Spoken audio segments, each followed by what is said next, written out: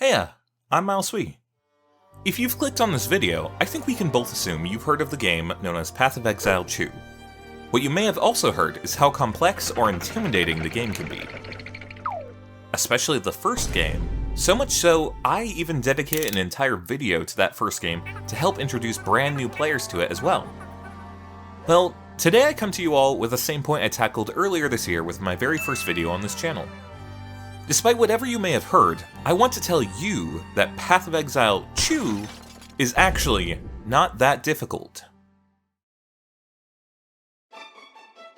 If you've come to this video as a fan of my original series on Path of Exile 1, and are a bit disappointed that this one is focusing on Path of Exile 2 instead, I would invite you to still stick around and check out this one.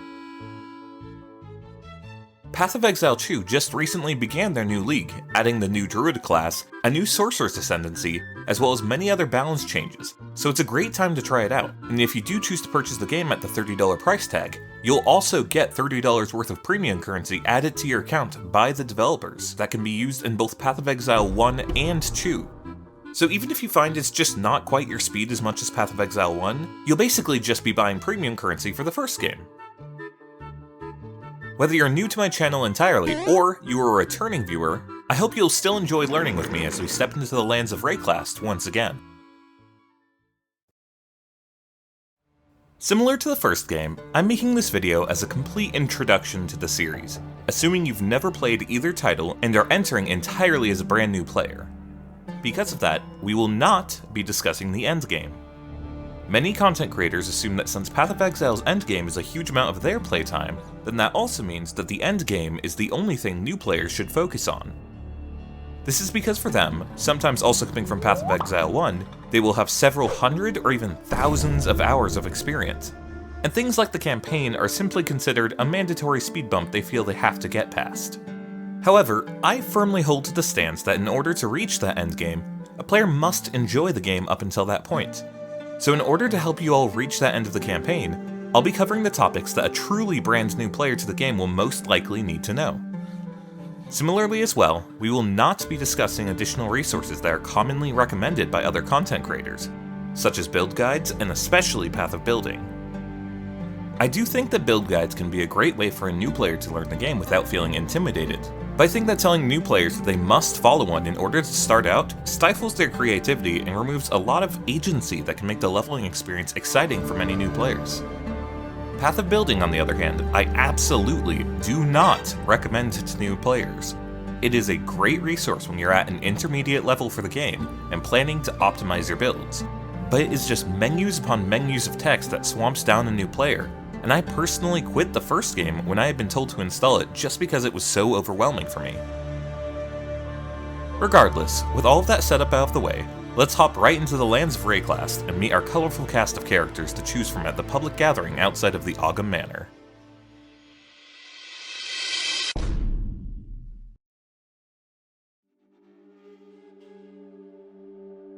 Upon reaching the main menu of the game, you'll be prompted to create your first character. Before having the chance to choose your character, however, you'll have to first choose what league you want to play in. Leagues are like seasons in other games, adding new mechanics and content for players to tackle. The current league, starting in the Last of the Druids update for Path of Exile 2, is the Fate of the Val League, adding cool new features like building your own dungeon. You must choose between picking this league or Standard, with the only real difference being that players can only trade with the league they choose into. Generally, I always recommend to make your character in the newest league, especially as a new player, as it will make your items worth more to trade and will give greater value to the currency that you get. Additionally, you can choose to make your characters either as hardcore or solo self-found. Hardcore characters get demoted to regular characters after death, but generally, I wouldn't attempt this as Path of Exile 2 has many ways to kill you immediately when you're still learning the game. No, I'm done. I'm done. I'm playing WoW now. I rolled into him. That's so embarrassing. I'm hard stuck in the campaign. SSF, on the other hand, removes your ability to trade with other players, meaning you can only get new items by your own hand, either through finding them or crafting them. I highly discourage making a solo self-found character when starting out, as being able to buy items that you need can be a great boon when still learning the game. After selecting your league, you'll get to meet the cast of playable characters in Path of Exile 2.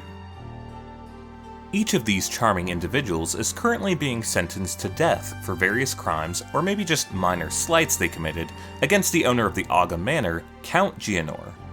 Clicking on any character will give you a preview of the basic playstyles that character tends to be better equipped for. For example, clicking on the Witch will show her use of undead soldiers, as well as bone magic and spreading blights and diseases. Keep in mind that regardless of what character you choose, all abilities, weapons, and armor are available to you, as Path of Exile is largely a classless game. Instead, choosing these characters will affect your starting position on the shared skill tree. We'll get to that. As well as what ascendancies you'll be offered later on. Ascendancies are like subclasses in other games, and offer you unique passive abilities to that class. Some examples of subclasses, using the Witch as an example again, are the Lich, who specializes in undead offerings and energy shield, the Infernalist, who primarily focuses on using fire magic and damage, and can summon a Hellhound or even turn themselves into a demon, or finally, the Blood Mage, who revolves around using life to cast their spells instead of mana, and has many methods for keeping themselves topped up to increase their damage output for the more life they've lost recently. When starting out, I wouldn't focus too much on what your endgame build or setup might be. Instead, choose your character based on the general vibe you want to go for. Do you like elemental spellcasters? Pick the Sorceress. Enjoy the idea of being a dexterous archer? Ranger is probably for you. Basically, I'd say to go with your gut, and over time, you can tailor your build to whatever feels right.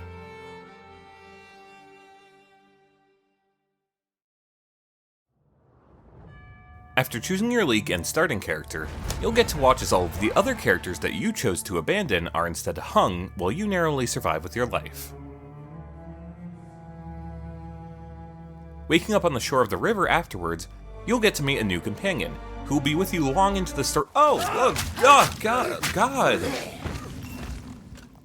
Well, at least his death gave you a nice little starting weapon. Equipping this first weapon will grant you a basic attack ability, displayed down here on your hotbar, allowing you to fight your way forward through the riverways. After killing a few of the friendly locals along the banks, you'll encounter a chest with a quest marker attached.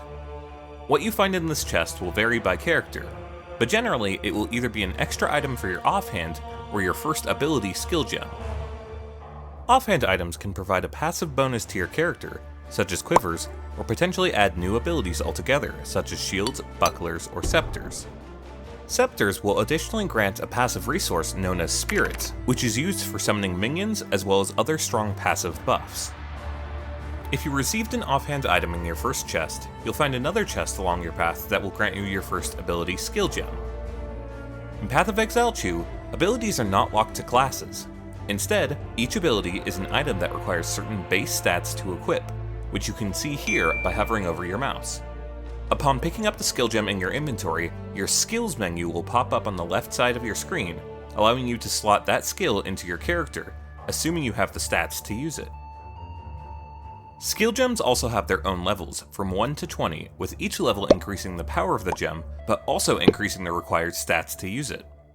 Additionally, some skill gems are specifically tied to certain weapons, so while any weapon can use something like Frost Bomb or Shockwave Totem, you'll need to have a bow equipped to use an ability like Lightning Arrow.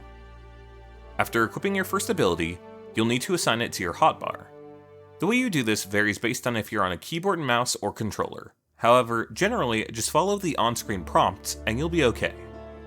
Once you have your ability on your hotbar, you can use it by simply pressing the button or key that it's bound to. You'll notice when you use an ability though, that unlike your basic attack, it actually costs some mana, displayed here on the bottom right. Naturally, you regenerate mana slowly over time. You can increase this rate with passives and items. However, if it gets too low, you can always use your mana flask to top it up. In Path of Exile 2, you only have 2 flask items, a life flask and a mana flask. Flasks use a system known as charges, but you can think of each charge as the amount of liquid left in the flask. As you drink the flask, you'll consume a certain amount of charges until it runs out. You can refill the charges at any town by using the well. Additionally, however, you may also restore the charges whenever you kill any enemies. So, you can literally keep yourself alive by drinking the blood of your enemies. At any point while playing Path of Exile 2, you can press your dodge key bound to spacebar on keyboard and mouse to perform a dodge roll. This roll provides you with 100% dodge chance during the animation, allowing you to avoid damage from most attacks. Continuing to hold the dodge roll button will cause your character to enter a sprint. During a sprint, you move much faster but have a limited turning angle. You can cancel the sprint at any time by using an ability or dodge rolling out of it. While sprinting is great, be careful, as if you are hit at all during the sprint animation, your character will be heavily stunned and toppled to the floor, which can oftentimes spell out your imminent death. As you clear a path through the starting riverways, some of the various mobs around the area, or even the Miller boss himself, will drop equipment onto the ground as they are killed. You'll note that some of these items come in differently colored names. If you've played Path of Exile 1, this is all the same, but for those of you who haven't, let's quickly go over this. Equipment items in Path of Exile come in one of a few rarities. Normal rarity items have white names and come with no modifiers and just their basic stats. Blue items are known as magic rarity and will have up to 2 additional random modifiers, such as extra damage or defenses. Finally, yellow items are known as rare items and can come with up to 6 additional random modifiers. Items that have any rarity above normal must be initially identified using a Scroll of Wisdom. This consumes the scroll and reveals the stats of the item, allowing it to be equipped. Scrolls of Wisdom are commonly dropped on the ground as you play, but they can also be purchased for 25 gold by whatever vendor in town sells flasks, magical equipment, and jewelry. In the starting town, this is Una. All items of the same name at the same level will always have about the same level of base stats. Because of this, make sure to read the modifiers you get on your new items, so you can know if the new gear is actually an upgrade or not. It wouldn't help a lot to get increased fire damage dealt on a wand if you're exclusively using lightning spells. Finally, there's one additional rarity of item in the game that can be dropped, but is very uncommon. These items are known as uniques, and have a dark orange name tag. Unique items always come with specific stats, and oftentimes will have additional passives that are, and yes, I'm doing this bit again, unique to those items. Uniques are much rarer than other items, and you'll likely only see a handful of them during your initial run through the campaign. They can range from generally useful to entirely game-breaking. However, some uniques can also be entirely useless or even detrimental to your character, depending on what they do and what your current build is. Just like with the random modifiers on your equipment, make sure you read the descriptions on these items before equipping them, as just because they're more rare doesn't actually make them better. Many times, a good rare item can easily beat out a bad unique. Now, let's go over what other kind of gear you can acquire.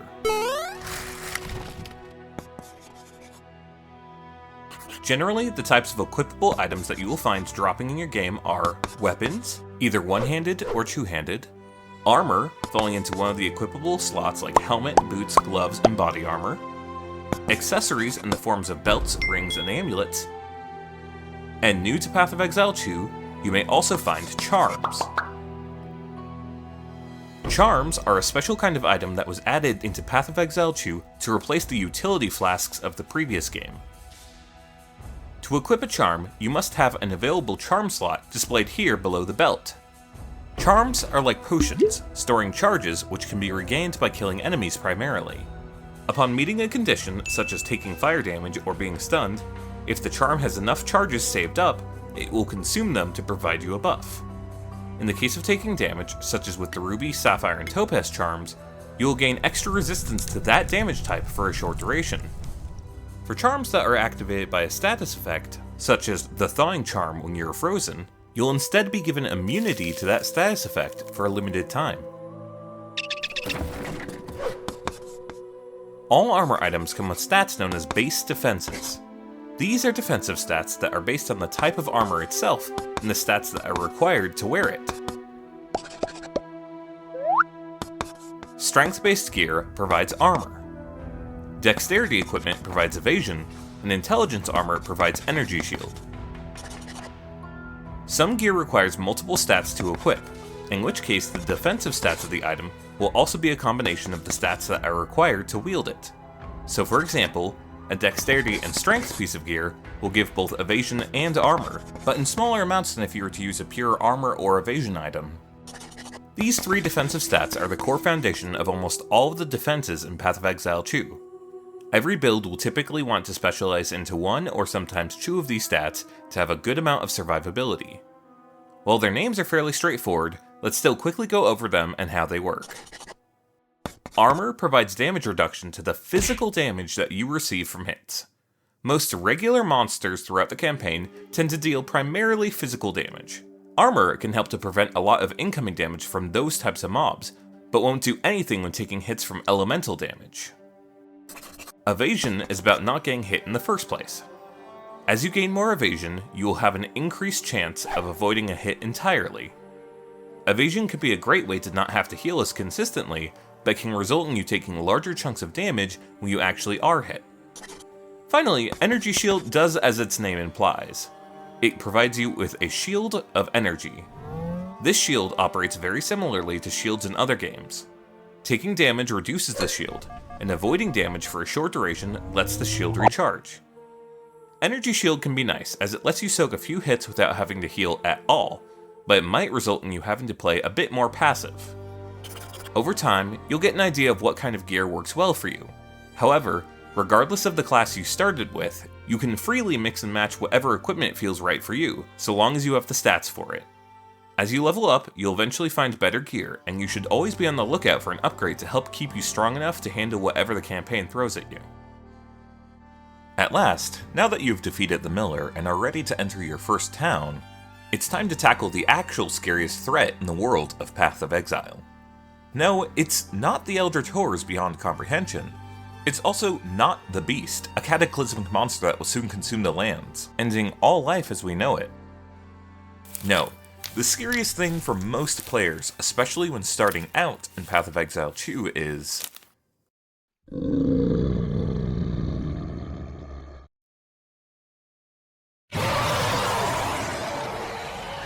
the passive skill tree. Okay, I know this thing is pretty scary to look at.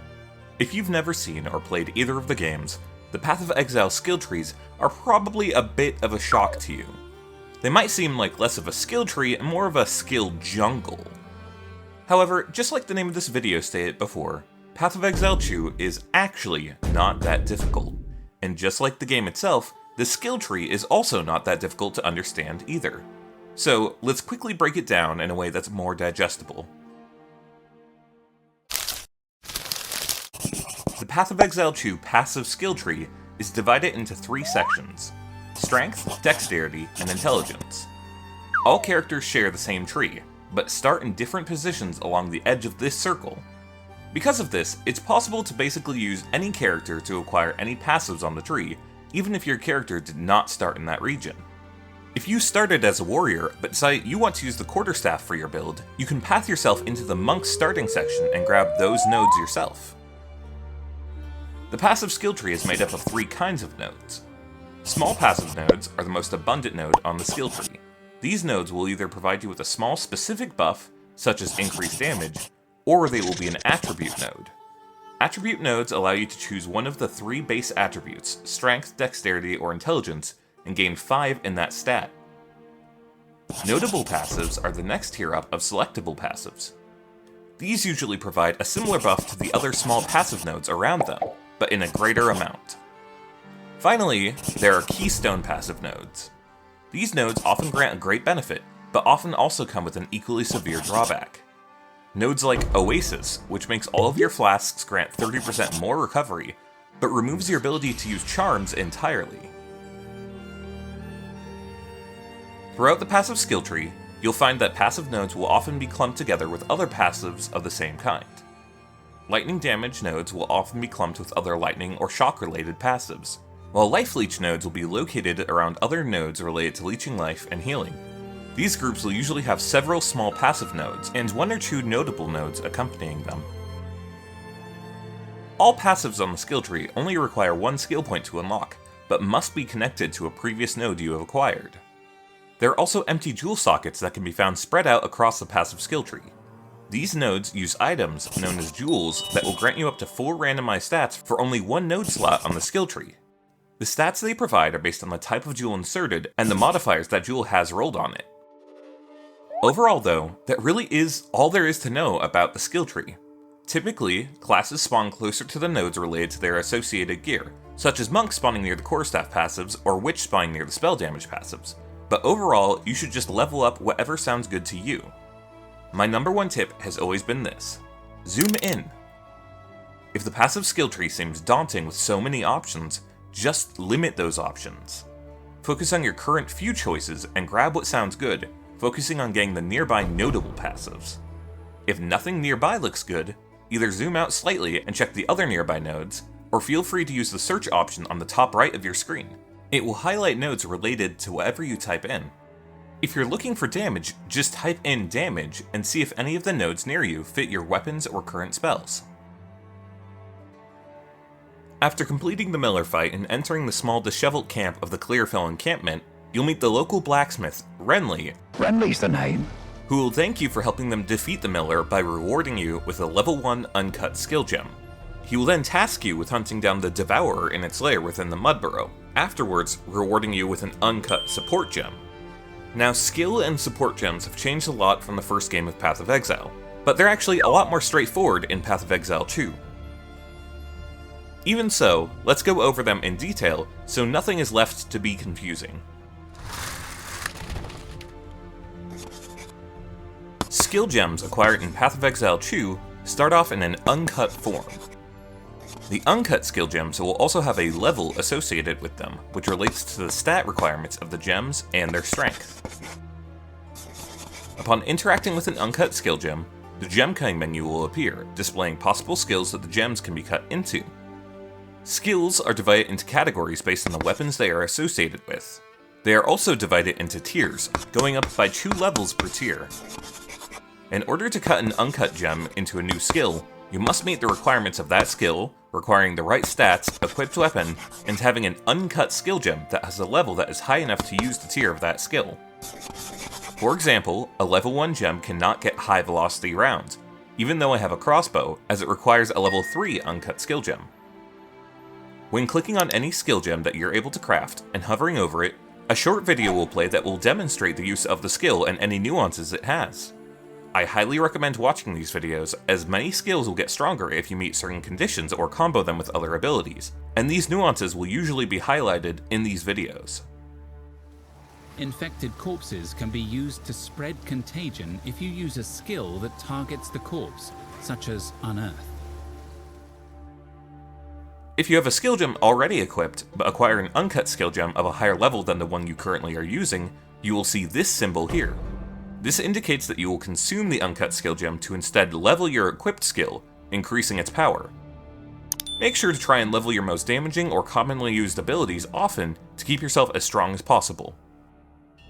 Similar to skill gems, there are now uncut support gems as well. Upon interacting with these, a different gem cutting screen will pop up, specific to support gems. In the support gem menu, you will have one of your equipped skills display on the left with empty support gem sockets. In the center of the screen, you will see recommended support gems for that selected skill.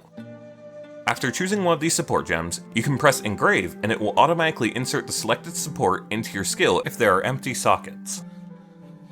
Some support gems will also have a cost multiplier associated with them, which will increase the cost of the active gem casting them, so be aware that your mana usage may go up.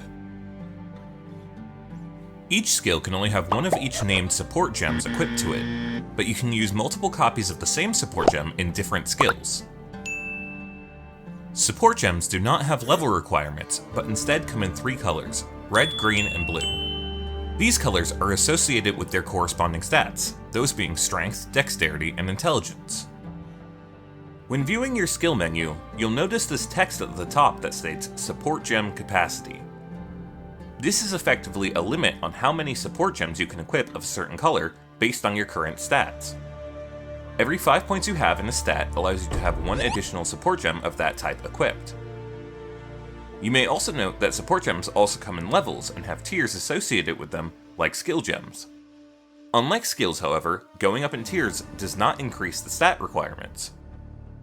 You'll also see that some support gems will come with a number, such as Rapid Attacks 1. This means that they are higher tier versions of them. However, unlike skills, these higher level tiers of support gems are not always beneficial and can sometimes come with drawbacks.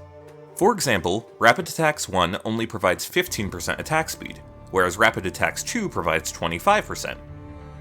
Rapid Attacks 3, however, will grant 35% increased attack speed, but comes with the enormous drawback of dealing 50% less damage. Like items and passives, just make sure you're reading the descriptions of these support gems as you equip them. If you don't, you might end up hurting yourself badly, such as in the case of Rapid Attacks 3. Finally, in regards to support gems, you may notice the small checkbox in the bottom left corner of the window. While the checkbox is on, you will see suggested support gems the developers recommend using at starting level for your skills. However, unchecking the box will reveal that there are a lot more support gems that you can acquire. Not all of these will be useful, and it will require a lot of reading to know what will be good and what won't. So starting out, I'm not sure if I'd uncheck this box. However, if the idea of having more options excites you, feel free to read all of the options and customize your skills to your heart's content. Lastly, there's one more type of skill gem we need to go over. After defeating the King of the Mists in Act 1, you'll receive a Gembloom Skull quest item. Crushing the Gembloom Skull will provide you a small amount of permanent spirit to your character and an uncut spirit gem. The uncut spirit gems, then, are a new type of skill gem that uses the spirit resource. Spirit skill gems are strong passive abilities that can be toggled on or off, and provide you with very powerful buffs while they are active. When toggled on, they will use a certain amount of your spirit meter to remain active, but you can toggle them off at any time to regain that spirit. After choosing a spirit gem, you must place it in your skills menu and then press the prompt to activate the spirit skill. Finally, there's one last thing I need to cover to wrap things up. At the start of this video, I mentioned I wouldn't be discussing many outside resources you as a player would need to get going. Too many content creators are quick to recommend websites and apps to help with getting into Path of Exile 2, and I personally think that intimidates new players, as it basically tasks them with additional chores they have to complete before they're allowed to just enjoy the game. However, with all that said, if you've made it this far into the video, I am going to recommend getting a loot filter. Loot filters are a very simple to add, convenient tool that hides useless loot on the ground, as well as highlighting important items. The process for adding them can take literally less than a minute, and is done through the official Path of Exile website, so there's no shady downloads or obnoxious installations. Simply log into your account on the Path of Exile website, and then scroll to the bottom and click Item Filters. Once here, make sure your game type on the top right is set to Path of Exile 2. Then, click on NeverSync's regular softcore, or NeverSync semi-strict, and on the top right click Follow. The higher number you pick, the more strict your filter will be, hiding more and more items. Now back in your game, open your options and click on the Game section. The first option will say Item Filter. Click the drop-down and the filters you followed should be displayed here. Simply click the filter and remember to hit the Save button at the bottom. And that's all. If later on you find that there starts to be too many items on the ground again, you can come back to the filters list and get higher tiers of NeverSync's filter. NeverSync's filters are frequently updated and are the community's go-to for item filtering.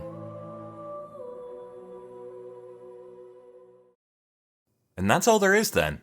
That's all the information I think you need as a brand new player to get started in Path of Exile 2 and even beat the campaign. Going forward, we have a bit of the video left, which like my first video, I'll be using to cover short bonus tips that might be good to know as you complete the campaign.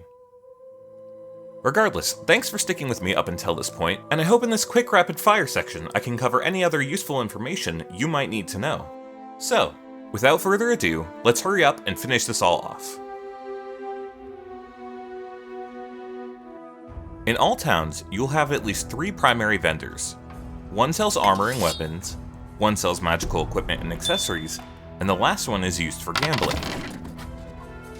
Additionally, after you have completed a few of the starting quests in Act 1, you'll acquire a permanent NPC companion that resides in all towns, who will identify any items for you at no cost, and will allow you to respec your passive skill tree for your skill points.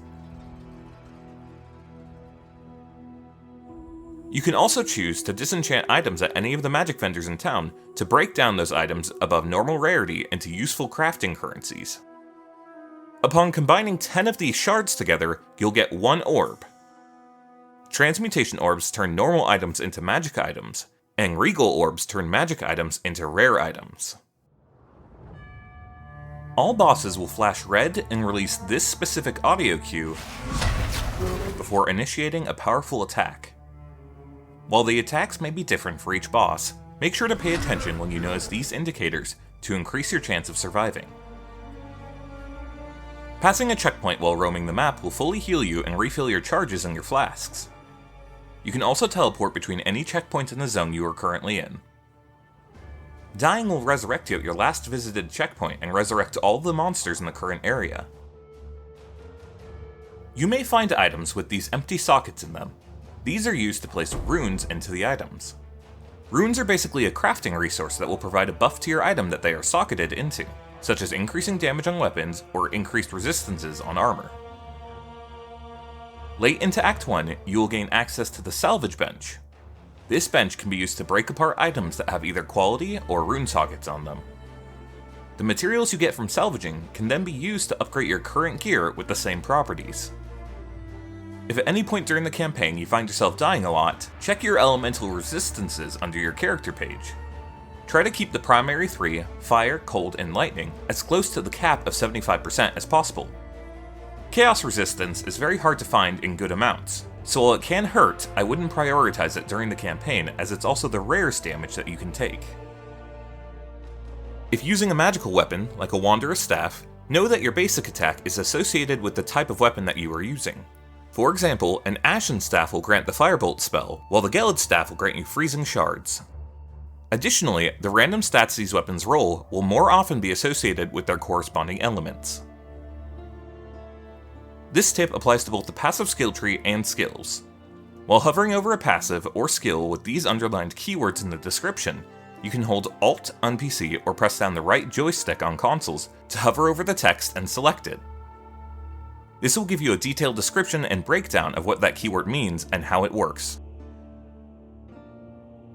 And that is really it. That's everything. I know it took us a minute to get here, but we did it. That's all I can think of that you might need to know as a beginner to navigate through the entirety of the campaign for Path of Exile 2. There are many more things that you'll learn as you play the game, such as currency items, crafting, and much more. However, to get you started, I feel like we covered the basics of everything that you'll need to know. The best tip I can offer you if you're ever confused in the game is to read. If you don't know what an ability does, read it. Wondering what a passive does, check the description of it. If after everything you felt like you've learned something from this video, I'm still embarrassed to ask, but if you could leave a like, it would mean a lot to letting me know that I did a good job. If you want to see more content like this, feel free to subscribe, as I'm still a very small growing channel, and believe it or not, this is only my 3rd video. Lastly, if you have any additional questions or felt I left out important information that a player would need to know, please feel free to leave a comment for feedback. I read every single one of them, and despite what everyone says about YouTube comments, I've personally found nothing but a wholesome community so far through my last 2 videos. I know that Path of Exile 2 can be a very intimidating game to get started in, but I'm sure you'll do great.